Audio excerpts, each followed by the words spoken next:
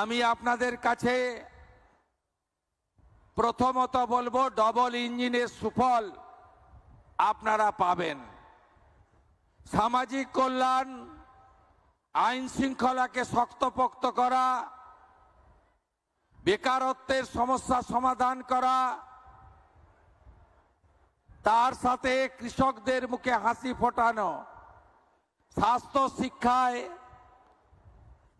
আধুনিকতার ছোঁয়া পৌঁছে দেওয়া, এটা যেমন সরকারের কাজ, তেমনি আমরা জানি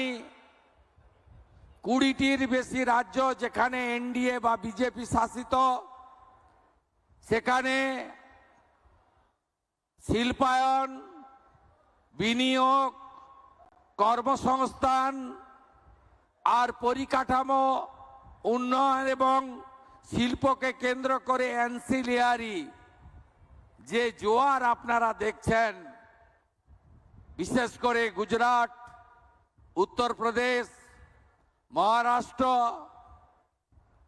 এনডিএ রুল অন্ধ্রপ্রদেশ, এমনকি আসাম পর্যন্ত